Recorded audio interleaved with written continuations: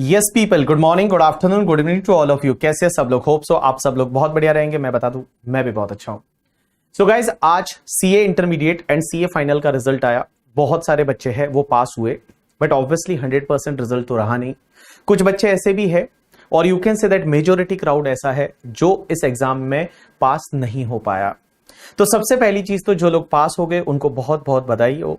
Congratulation to all of you. आपने सच में बहुत बड़ी चीज अचीव की है। इसको सेलिब्रेट करिए, 4-5 दिन तक इसको सेलिब्रेट करिए, और उसके बाद लाइफ में जो आप चाहते हैं वो आप करिए। लेकिन बहुत सारे बच्चे ऐसे हैं जो इस एग्जाम में पास नहीं हो पाए। उनका क्या? उनके मन में बहुत सारे डाउट चल रहे होंगे, और उनके मन में यह आ रहा होगा कि अब क्या करें।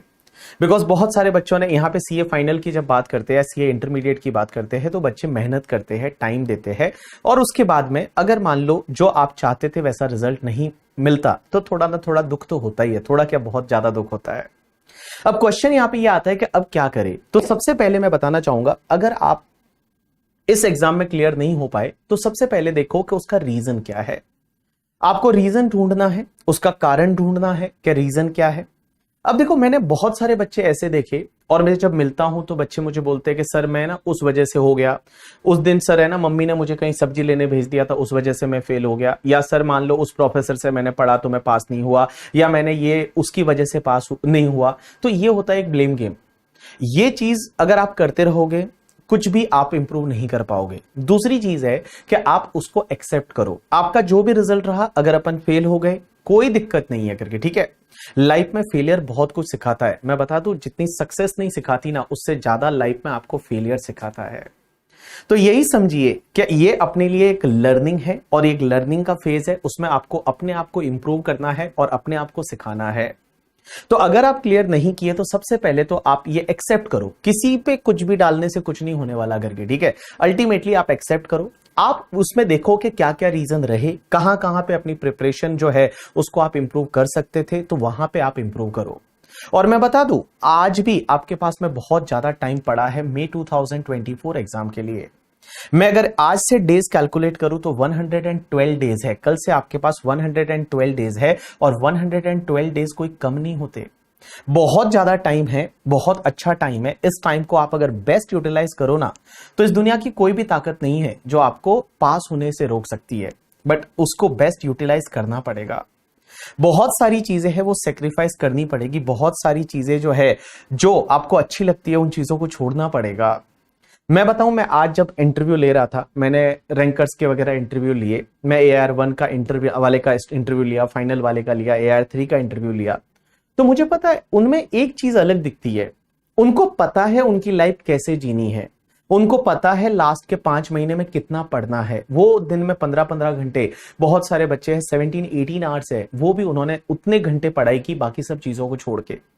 बट जो ऑर्डिनरी स्टूडेंट होते हैं, या जो मेरे जैसे स्टूडेंट है, I was not a ranker करके, ठीक है। तो हम क्या करते हैं ना, हमारी लाइफ को चलाए जाते हैं। लाइफ चल रही है, लाइफ के साथ साथ में हम चल रहे हैं।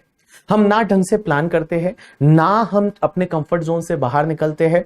अपन सोशल मीडिया पे बहुत ज्यादा टाइम वेस्ट कर लेते हैं, बाकी चीजों में बहुत ज्यादा टाइम वेस्ट कर लेते हैं। वो आपको नहीं करना है। तो मैं बताऊं, जो कंसिस्टेंसी वर्ड है ना, वो बोलना बहुत इजी है। हर कोई बोलेगा कंसिस्टेंसी, आपको कंसिस्टेंटली पढ़ना पड़ेगा, लेकिन वो कंसिस्टेंसी को फॉलो करना बहुत बड़ी बात है।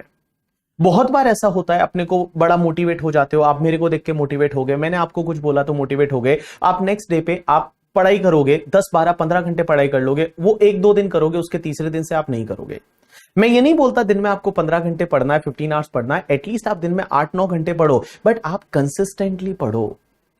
आप जो है बड़ा कूल रह के, काम रह के, अपने आप को ऑल इज वेल बोल के और पढ़ाई पे ध्यान दो, बाकी सब चीजों पे ध्यान नहीं देना है। मैं बताऊं ना, उनका गोल बड़ा क्लियर होता है। जैसे महाभारत में देखा है कि अर्जुन को पूछा जाता है कि आपको क्या दिख रहा है, तो बाकी सब लोग बोलते हैं कि मुझे तो वहां पे पेड़ भी दिख रहा है, मुझे चिड़िया दिख रही है, उसके साथ में उधर से आवाज आ रही है, वो भी दिख रहा है। लेकिन अर्जुन को पूछा जाता है तो अर्जुन बोलता है कि मुझे वो चिड़िया की आंख दिख रही है, उसके अलावा इस दुनिया में मुझे कुछ भी नहीं दिख रहा। तो जिस दिन आप में ये वाला डेडिकेशन आएगा, जब आपको देखेगा कि नहीं यार, मुझे अगले एग्जाम में जब मैं रिजल्ट देखूं तो मुझे वो पास दिख रहा है। जब अपन नीचे वो PASS जब देखते हैं ना, वो पास मुझे देखना है और वो मुझे दिख रहा है, बाकी मुझे दुनिया की कुछ भी चीज नहीं दिख रही, मैं बताऊं शॉर्ट आपको सक्सेस मिल जाएगी। ये मेरी बातें जो है आज आप सब लोग सोच रहे होंगे कि भाई ये हम फॉलो करेंगे, ये करेंगे, बट मैं बताऊं इसमें से बहुत कम लोग, जो 10 12 15% लोग हैं ना, वो ही इसको फॉलो कर पाएंगे। बिकॉज इसका इंपैक्ट होता क्या है, जब मैं आपको मोटिवेट करता हूं इसका इंपैक्ट 8-10 दिन तक चलता है, 15 दिन तक चलता है, 2 महीने चलता है, लेकिन गाइस आपको खुद को मोटिवेट करना पड़ेगा। बिकॉज सेल्फ मोटिवेशन है, वो सेल्फ मोटिवेशन बहुत ज्यादा जरूरी है। एंड जब सीए की बात कर रहे हो, जब आपने सच में सोचा है कि अपने को सीए बनना है, तो आप अपने आप से पूछिए, अपने आप को मोटिवेट करिए और उसके साथ में जो है वो पढ़ाई चालू करिए। एंड आप कसम खाइए कि मैं एक भी दिन, एक भी घंटा जो है मैं वेस्ट नहीं करूंगा। मैं सिर्फ एंड सिर्फ पढ़ाई में ध्यान दूंगा और बाकी सब चीजें जो है वो मेरे को उससे कोई मतलब नहीं है। मेरे लिए जो चिड़िया की जो आंख है वो ही मुझे दिख रही है और मुझे कुछ नहीं दिख रहा। अगर ये लेवल का डेडिकेशन के साथ में आप कंसिस्टेंटली पढ़ाई करोगे तो ऑब्वियसली आपका जो डिजायर रिजल्ट है वो आपको मिलने वाला है। मेहनत तो करनी पड़ती है यार, बिना मेहनत के कुछ भी नहीं मिलता है। एंड मैंने देखा है बहुत सारे बच्चे ऐसे रहते हैं जो टैलेंटेड थे बट अभी जो है वो नहीं कर पाते, और बहुत सारे बच्चे मैंने ऐसे देखे हैं जो टैलेंटेड नहीं थे ज्यादा बट हार्डवर्किंग थे और वो थ्रू आउट कर लेते हैं। बिकॉज एक लाइन में हमेशा बोलता हूं कि hard work beat talent when talent does not work hard. ये हमेशा आप चीज ध्यान रखना करके, ठीक है। यहां हार्डवर्क, ये जो कोर्स है ना, ये हार्डवर्क मांगता है। ये कोर्स जो है वो 4-5 महीने के लिए आपसे 12-13 घंटे का डेडिकेटेड स्टडी मांगता है, एक जगह बैठ के आप पढ़ते हो, ये चीजें ये कोर्स मांगता है। एंड मैं एक बात बताऊं, इस दुनिया में मैं बताऊं ना, जब आप जीत जाते हो, जब आप पास हो जाते हो, आपके साथ में सब होते हैं, लेकिन जब आप हार जाते हो, आप फेल हो जाते हो, आपके साथ में कोई नहीं रहता, आप अकेले रहते हो। ये तो दुनिया की रीत है करके, ठीक है। देखो, स्वर्ग देखना है ना तो खुद को मरना पड़ेगा। मैं बार बार बोलता हूं कि खुद के मरने से ही स्वर्ग दिखता है, और ये बात सच है करके, ठीक है। एंड मैं बताऊं, जब मैं इस बार मैच देखने के लिए गया था, CA final, not CA final exactly, ये वर्ल्ड कप फाइनल का मैच था, और फर्स्ट ऑस्ट्रेलिया ने बैटिंग किया, सेकंड जो है वो इंडिया बैटिंग कर रही थी, और अप्रॉक्स 30 ओवर के आसपास लगने लग गया था कि इंडिया जो है वो मैच हार जाएगी। मैं बताऊं 70% क्राउड जो है वो इंडिया से, इंडिया के सपोर्ट में, ऑल 100% क्राउड इंडिया के सपोर्ट में था, 70% क्राउड वो स्टेडियम छोड़ के चला गया था बिकॉज इंडिया मैच हार रही थी। तो जब आप हार रहे होते हो, आपके साथ में कोई नहीं होता, आप जीत रहे होते हो, सब आपके साथ में होता है।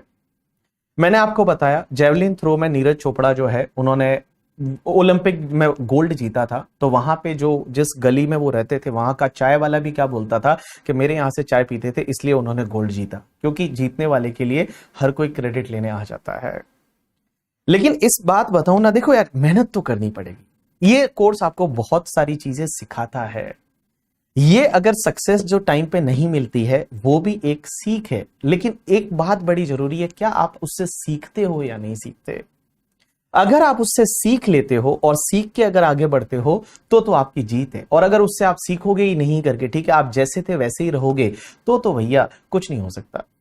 और मैं बताऊं, आपका कंपटीशन और किसी से नहीं है, आपका कंपटीशन आपसे खुद से है।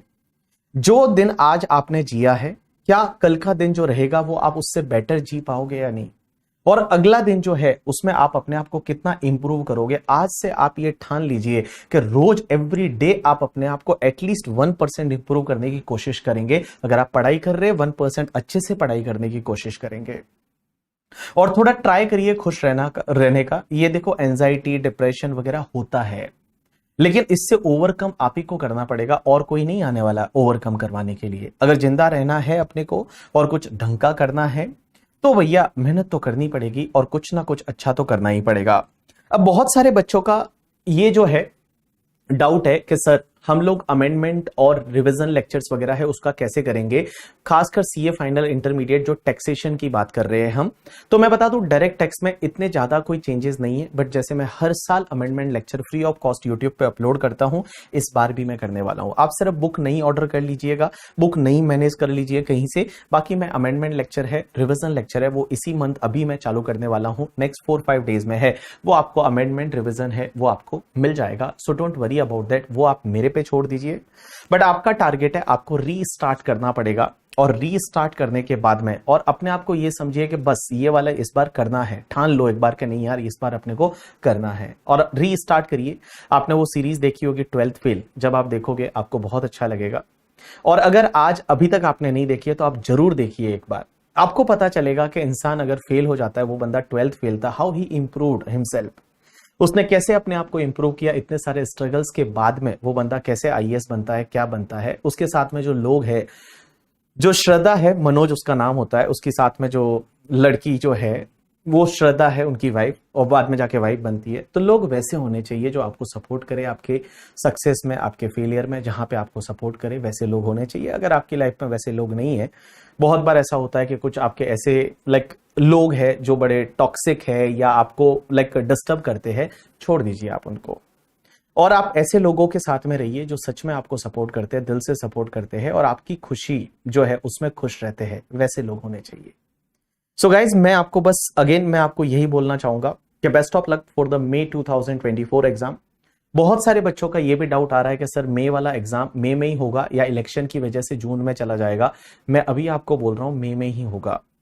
देखो, अगर मान लो इलेक्शन की वजह से एक्सटेंड हो जाता है तो अपने को एडिशनल टाइम मिलेगा, बट अगर अभी से आप सोचोगे कि वो तो जून में जाएगा या मई एंड में जाएगा, आई डोंट नो, आपको भी पता नहीं है। आप यही टारगेट रखिए, 1 मई से आपका एग्जाम चालू होने वाला है। और अगर मान लो अपने को कुछ एक्सेस डेज मिल जाते हैं तो उसको एक बार अपन ढंग से रिवाइज करेंगे ना, और रिवीजन जो है वो रिवीजन अपन ढंग से करेंगे तो ऑब्वियसली आपका प्रिपरेशन का लेवल है वो अच्छे से बढ़ जाएगा। ठीक है गाइस, तो बस इतना ही मेरे को आपको बोलना था। आज रिजल्ट का डे था, तो वंस अगेंस्ट मैं आपसे यही बोलना चाहूंगा कि थोड़ा खुश रहिए, एक्सेप्ट करिए जो है उसको एक्सेप्ट करिए, और अपने आप को थोड़ा उस पे अपने आप पे काम करिए, और अपने आप पे काम करने के बाद में अपने आप को थोड़ा मोटिवेट करिए, रीस्टार्ट करिए, एंड उसके बाद में वापस से अपने को जो अपना डिजायर रिजल्ट है वो अपने को मिल जाएगा। ठीक है, चलो, थैंक्स अ लॉट पीपल, आज के लिए इतना बहुत है।